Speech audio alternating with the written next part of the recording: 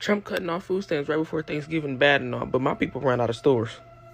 With the cart full, I bet it's going to be some turkey on my plate. Ham, mashed potatoes, greens, dressing. It's going to all be there. Don't worry about it.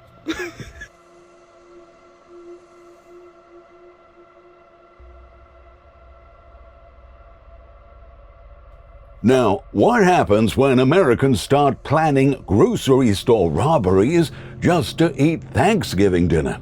I've compiled for you today 11 TikToks showing something terrifying happening across America. Walmart evacuations, 42 million losing food assistance, teachers going into debt despite working full-time.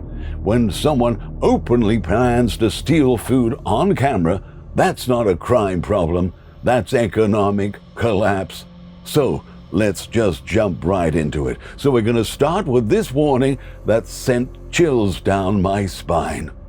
Baby, when y'all go grocery shopping next month, y'all need to be very careful because apparently they done already got started. Y'all know next month a lot of people not gonna get their food stamps and their SNAP benefits, and a lot of people gonna be desperate and hungry. A Walmart employee came on here last night talking about how they had emergency evacuate the Walmart because people done stormed up in there trying to put stuff in their bags and be stealing. Baby, when y'all go to the grocery store next month, y'all better get in and get out. Don't be standing around trying to have no conversation with somebody from church. Don't stuff your buggy too full either. Get a few items and then leave. If you gotta go 50 miles per hour out that doggone parking lot, go 50 miles per hour out that doggone parking lot. Or if you want to be that person, baby, buy somebody's groceries for them. Help them where you can help. Period.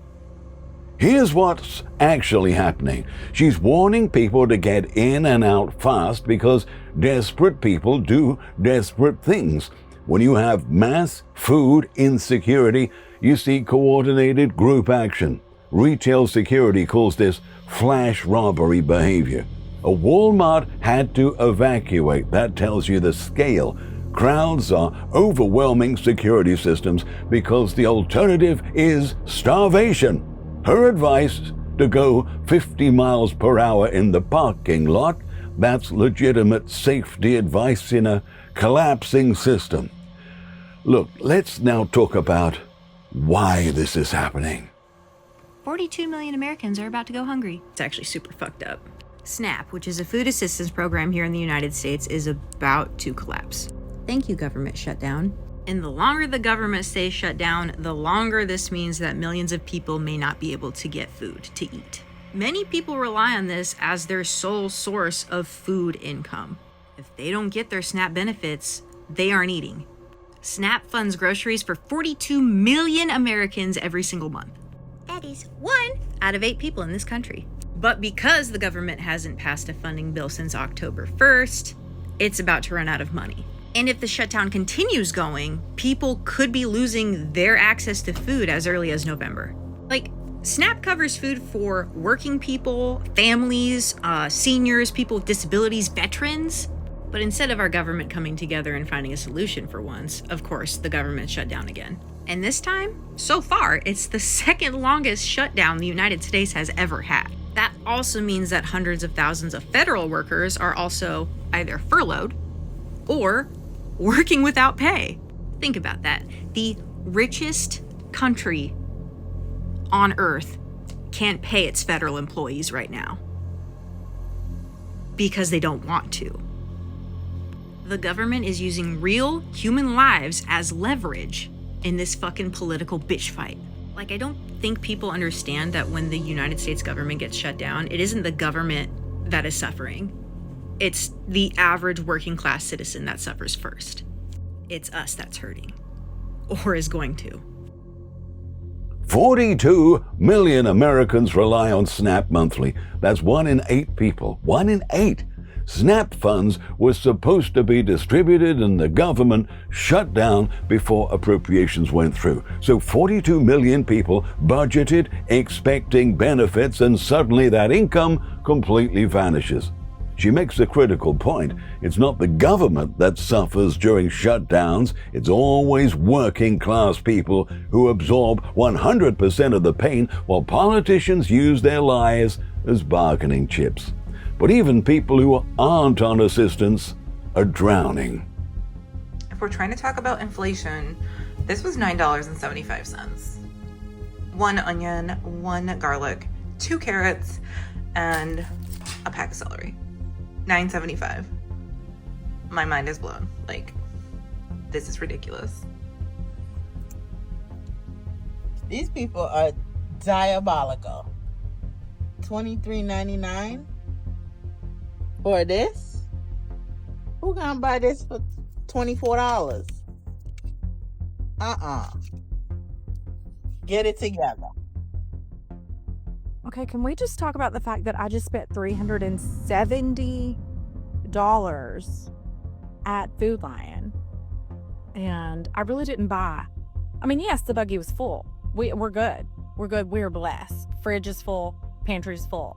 I bought some meat. I bought a roast. I didn't buy that much food. You know what I mean? Like what used to would, and I know I'm preaching to the choir, but what used to cost like $200, maybe $250, it was $370 something, $374, I believe, today. That is a lot of money, okay? Like, we don't even have it like that. Okay, I wasn't like buying steaks and sodas, and I was buying just food, veggies, fruit, meat. I don't really think we're gonna be able to. I don't even know. I don't even know what we're gonna do. Something has got to give. We're gonna be eating a lot of beans and taters, I think. So let's break down food prices. She paid $9.75 for 1 onion, 1 garlic, 2 carrots, and celery. We're seeing 8 to 12% year-over-year increases on basic produce, but here's the compounding effect. $370 at Food Lion for what used to be $200 to $250. That's a 48 to 85% increase. This is a family that previously could afford groceries comfortably. Now they're looking at beans and potatoes as staples. That's food insecurity creeping up that income ladder. And here's someone with 16 years of perspective. I got married and moved states away from my family the day after I turned 18. That detail is relevant to my frustration right now because I just want to stress to you that for my entire adult life, I've lived independently and I've been responsible for the grocery shopping for a household, for me and another person, minimum. My whole adult life. I have never, ever seen groceries as expensive as they've been all year, but in particular, just the last 2 weeks. The way that costs have just shot up on everything across the board. And we're talking, I went to the grocery store today fully expecting to need to budget shop. In my 16 years of adulthood, I've had periods of time where I don't have a lot of money, and then I have periods of time where I have money. And so grocery shopping can look like, we're eating a lot of bean burritos this week, or, hey, let's cook something really elaborate. I went into the grocery store today knowing that my budget was bean burrito budget. And even with my bean burrito budget, knowing that I was not going to get the fancy food, knowing that I just the food that I need to eat and survive and get through the next week. And I didn't buy any meat. I didn't buy any protein at all, except for some deli meat. I bought some turkey. But I went into the grocery store knowing that I was pulling stuff out of the freezer and I wasn't going to buy any meat or proteins this week. I got my total from the grocery store clerk and I almost wanted to cry. I didn't buy a lot of food, okay? And I didn't buy any meat. Frozen pizzas right now where I am are $10 a pop. And not those aren't the fancy frozen pizzas. We're talking the regular ass frozen pizzas. The Tombstone, the cheap frozen pizza that, in my opinion, should be $2.99 max, was $8.99. That's $9. With taxes, that's $10 fucking dollars. And And I just feel really bad for young people, and I feel the need to like affirm for young people that are working bullshit jobs and getting paid bullshit per hour and still having to buy the same groceries that I'm having to buy. This is not normal. And when I was your age and when I was making shit money and not, the groceries were significantly cheaper. Like, I used to buy chicken for $2 a pound. And that really wasn't all that long ago. That was like 6 years ago. That I know for a fact the Smiths around the corner from my house would oh my God. Oh my God. Like, when the frozen pizza is in the double digits, like, fam, we're cooked. We are deep fried, golden brown, and fucking crispy. She's been grocery shopping for 16 years. She went in on a bean burrito budget, didn't buy meat, and still almost cried at checkout. Tombstone Pizza, the cheapest option, is now $8.99, which is what, $10 with tax? She remembers when it should be $2.99 maximum. That's a 233% price increase. Chicken. Remember chicken was $2 a pound 6 years ago? Now it's $6 to $8 a pound. That's 200 to 300% increase. When she says we're cooked, deep-fried, golden brown and crispy, she's describing purchasing power collapse. But now some clips showing infrastructure failure. Okay, seriously? WTF. I need somebody to make this make sense to me. So I made a video a month ago about our electric bill was $830. It made me sick to my stomach. Now, listen, our bills have been high for 15 years, anywhere between $400 and $700. We've had the electric company come out. They tell us there's no problem. There's nothing from the pole to our house. It must be something in the house. So we have replaced everything, all the appliances, new hot water tank, new dishwasher, new washer dryer, the whole bit, right? So I made a video this morning showing you guys our electric bill for the past year. It wasn't until I watched that I realized our new bill is on there. You guys, I am so sick. What a way to ruin my Monday and the whole freaking week now.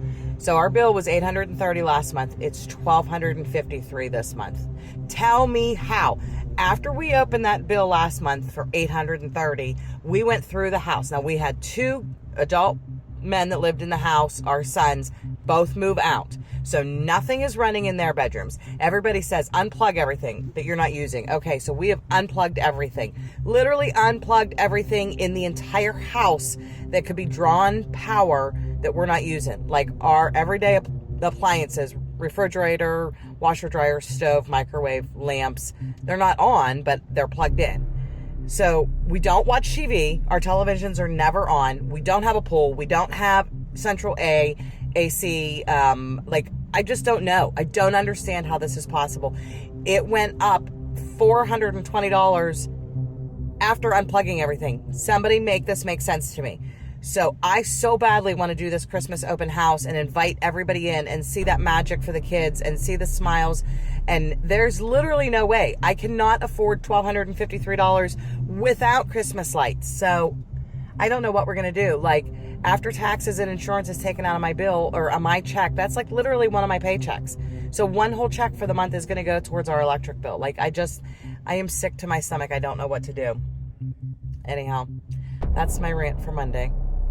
Her bill went from $830 to $1,253 after 2 adult children moved out and they unplugged everything non-essential.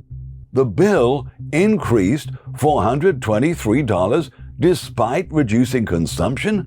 What? That's physically impossible under normal circumstances. Utility monopolies are passing infrastructure costs to consumers through rate increases unrelated to usage. Unrelated, completely. One paycheck per month goes entirely to electricity. She can't afford Christmas lights because of corporate price gouging. Now, here's a teacher going into debt. Hey Rack, I'm a teacher and I can barely afford to pay rent with my salary. My salary bi-weekly is basically my rent minus $500. Guess how much my car is? $400. Guess how much insurance is? $100. Oh, yeah, that's right. You do the math. I'm left with owing money at the end of the month. That's not even with groceries. Holy that's not even with groceries. I realize every single month I am transferring money out of savings into my checking, and I am not. Just had the realization in the car that I'm actually gonna go into debt if I continue being a teacher. Like, genuinely. Wow. Oh, I'm like literally having a crisis right now. I'm gonna have a panic attack right now. I can't do this. I literally cannot do this. Knowing every single month that most of my money is literally, like, I don't have money. Okay. I don't know how I'm gonna pay off my credit card this month. I don't know. All right, well, rats, peace and blessings, and I hope you can afford your rent today. And groceries, and your car, and insurance, and life. Bye. Her bi-weekly paycheck equals rent minus $500. Car is $400. Insurance, $100. So, bi-weekly, she's negative $500, and that's before any groceries. Every pay period, she's transferring from savings just to survive. This is a teacher with a college degree. Teacher salaries haven't kept pace with the cost of living. She's having a panic attack, analyzing her own financial extinction. Staying in her profession guarantees debt. And it's not just teachers. So, I don't normally ever come on here and post anything except of my dog because he's absolutely gorgeous.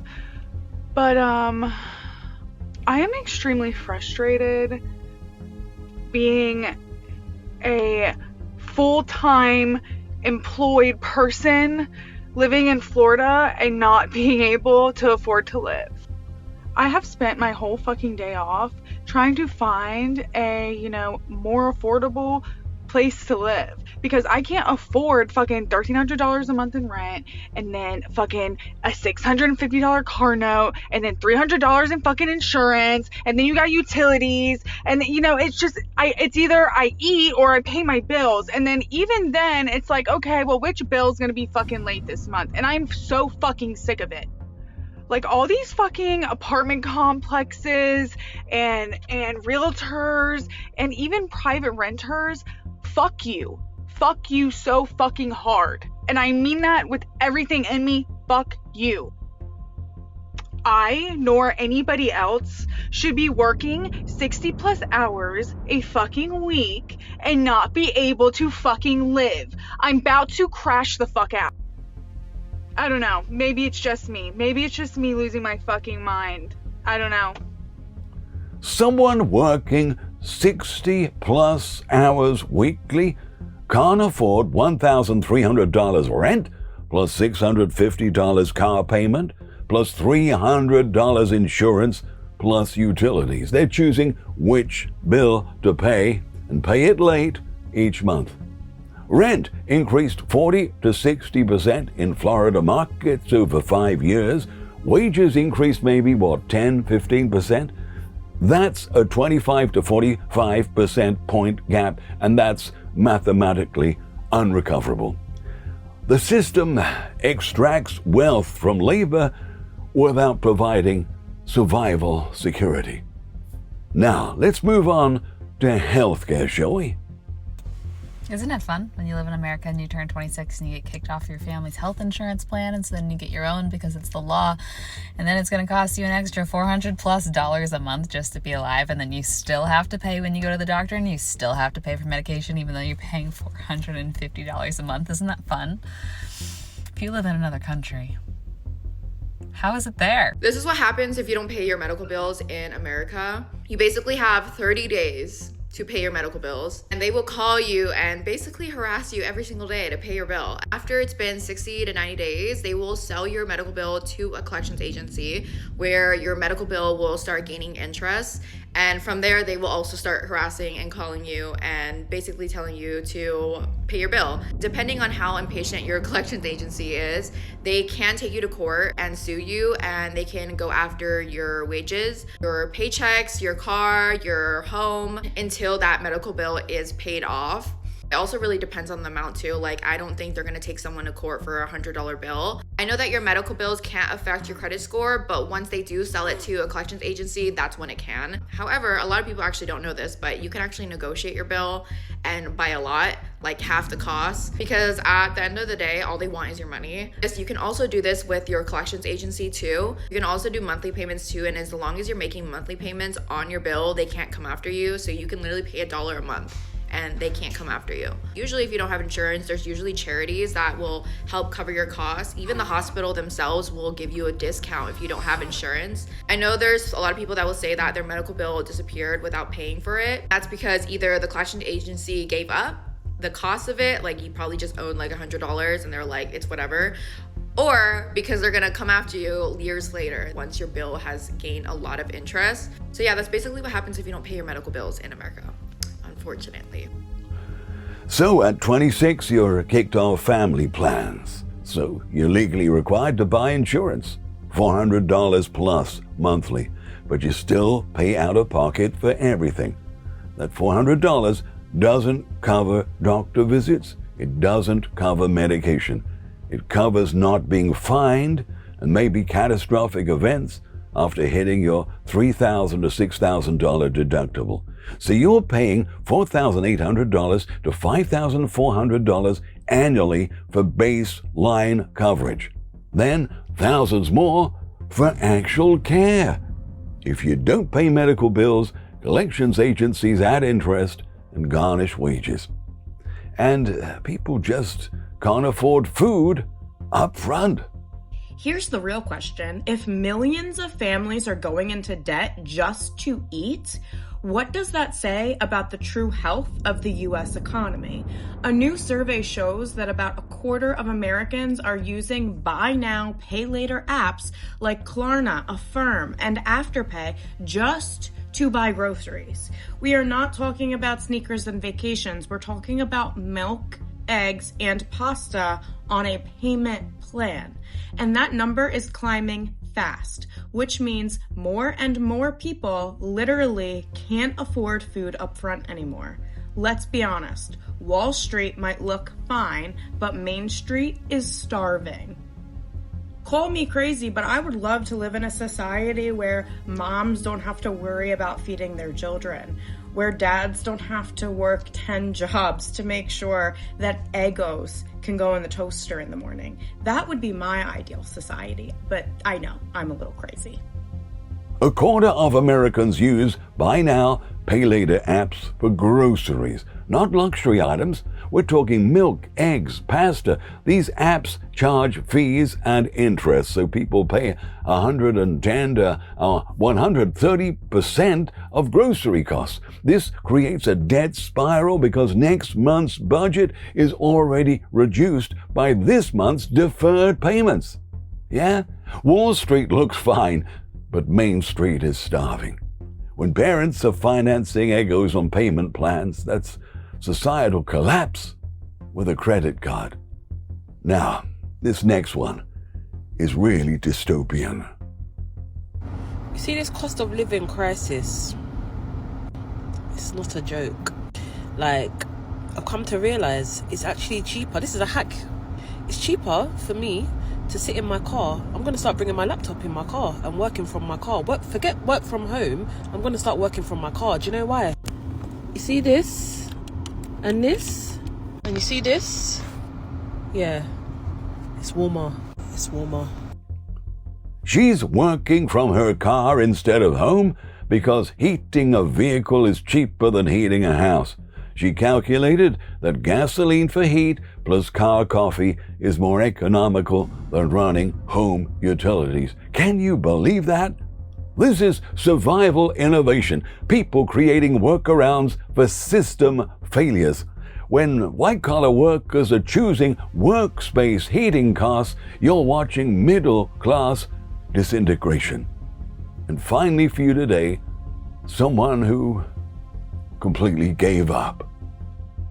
Now, you guys know I love when you go out and buy cars, but please make sure you can actually afford them. Someone came to the dealership yesterday and literally just dropped off their car. She walked up to my manager's front desk and told him straight up, there's no way I can afford this anymore. She said that she's had the car for 2 years and that she's tired of trying to keep up with the payment every single month.